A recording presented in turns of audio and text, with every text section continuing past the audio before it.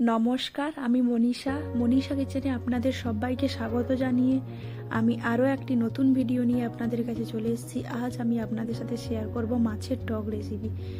দেখতে পাচ্ছেন, এটা আমাদের বাগানের কচু, গাছ সমেত কচু আমার শ্বশুরমশাই খুলে এনেছে মাটি থেকে।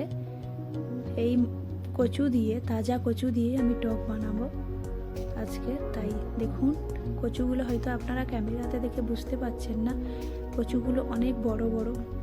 এই যে দেখতে পাচ্ছেন আমাদের পুকুরের সাইডে কচু গাছ সারি সারি, এইরকম একটা গাছ খুলে এনেছে আমার শ্বশুরমশাই।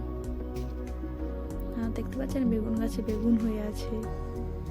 আর এই যে ভেন্ডি গাছ, এই ভেন্ডি গাছ থেকেও ভেন্ডি তোলা হয়েছে। এই টকের মধ্যে যাবে ভেন্ডি, কচু, কুমড়ো আর পুকুরের তাজা মাছ দিয়ে হবে আজকের মাছের টক। দেখুন, আমার শ্বশুরমশাই পুকুর থেকে একটা মাছ ধরেছে, দেখতে পাচ্ছেন।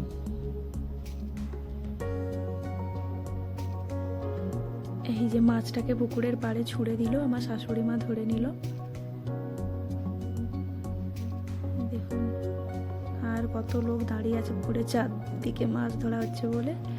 আর এই যে দেখুন, জালে কত মাছ পড়েছে। আমার বাবা মাছ ধরছে জাল দিয়ে, আমার শ্বশুর শাশুড়ি মা দুজন মিলে জাল থেকে মাছ বের করে নিচ্ছে। ছোটগুলো পুকুরে ফেলে দিচ্ছে আর বড় মাছগুলো রান্না হবে তাই রেখে দিচ্ছে। দেখুন, এই যে আমার শ্বশুরমশাই জাল থেকে মাছগুলো বের করে নিচ্ছে। এই যে ছোট ছোটগুলো ফেলে দেওয়া হচ্ছে আর বড় সাইজেরগুলো রেখে দেওয়া হচ্ছে।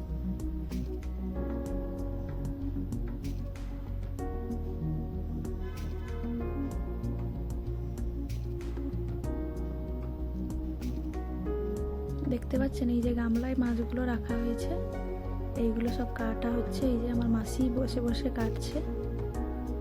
পুজোর সময় আমাদের বাড়িতে আমার বাবা, মা, মাসি সবাই এসেছিল। এই যে দেখুন, মাছগুলোকে কেটে নেওয়া হয়েছে। আমার একটু কটা মাছ লাগবে টক বানানোর জন্য।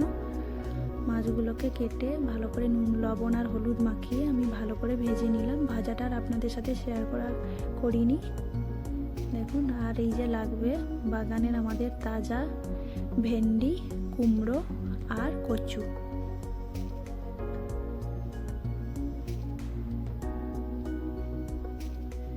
দেখতে পাচ্ছেন, এইগুলো দিয়ে এই টকটা আমি বানাবো। আর আমাদের লাগবে টকের সব থেকে ইম্পর্টেন্ট জিনিস যেটা, সেটা হলো এই যে দেখতে পাচ্ছেন, এটা হচ্ছে আমশি। এটা যাদের গ্রাম সাইডে বাড়ি তারা অবশ্যই জানবেন। এটা আমটাকে, কাঁচা আমকে কেটে লবণ দিয়ে মাখিয়ে রোদ্দুরে শুকনো করে সারা বছর স্টোর করে রাখা হয় এবং এটা টক বানিয়ে আমরা এইভাবে খাই। আর আপনাদের যাদের বাড়িতেই আমসি নেই, তারা অবশ্যই কাঁচা আম যদি আপনাদের কাছে থাকে বা মার্কেটে যদি পান, অবশ্যই এই রেসিপিটা বানাবেন। টেস্ট কিন্তু কাঁচা আমের আরও বেশি টেস্টি হয়। দেখুন, এই কড়াইটার মধ্যে আমি মাছ ভেজেছিলাম আর একটু তেল দিয়ে আমি 5 ফোড়ন দিয়ে দিয়েছি। 5 ফোড়নটা আমার ভাজা ভাজা হয়ে গেছে। এবার আমি এর মধ্যে কুমড়ো আর এই যে সবজিগুলো কেটে রাখা দিয়ে দেব। এবার আমি এর মধ্যে দিয়ে দেব লবণ 2 চামচের মতো।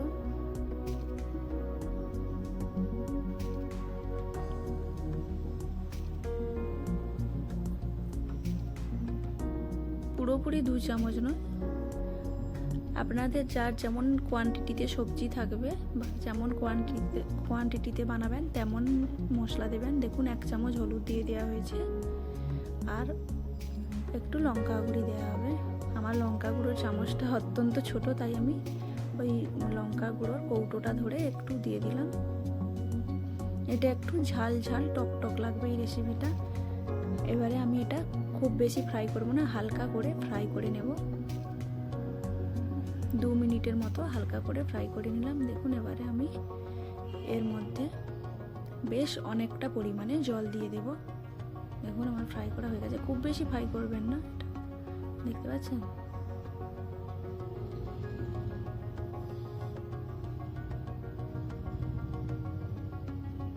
এবার আমি এটার মধ্যে একটা ঢাকনা দিয়ে দেব, যাতে খুব ভালো করে সবজিগুলো সেদ্ধ হয়ে যায়।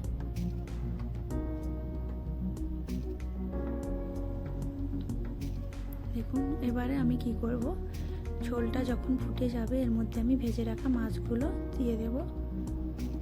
দেখুন এই যে আমি মাছগুলো দিয়ে দিয়েছি। এটার মধ্যে আমি একটা মাছের মাথা দিয়েছি, কারণ এই টকটার মধ্যে মাছের মাথা খেতে খুব ভালো লাগে। দেখতে পাচ্ছেন, আমি দেখে নিলাম আমার সবজিগুলো সেদ্ধ হয়েছে নাকি। আমার সবজিগুলো সেদ্ধ হয়ে গেছে। এই গ্রেভিটা এরকম পাতলা থাকবে। এই গ্রেভিটা খেতে অত্যন্ত টেস্ট হয়। আপনারা এই পর্যায়ে এসে একটু টক মিষ্টি ঝাল টেস্ট করে নেবেন, যদি কম থাকে একটু দিয়ে দেবেন। আমার একদম পারফেক্ট আছে এবং কিন্তু আমার এই রেসিপিটা একদম কমপ্লিট।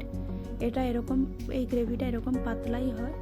আপনারা অবশ্যই বাড়িতে একবার ট্রাই করবেন এবং আমাকে অবশ্যই কমেন্ট করে জানাবেন কেমন হয়েছে। আর যদি আমার এই রেসিপিটা ভালো লাগে তাহলে আমার চ্যানেলটিতে লাইক, শেয়ার, কমেন্ট আর একটা সাবস্ক্রাইব করে দেবেন।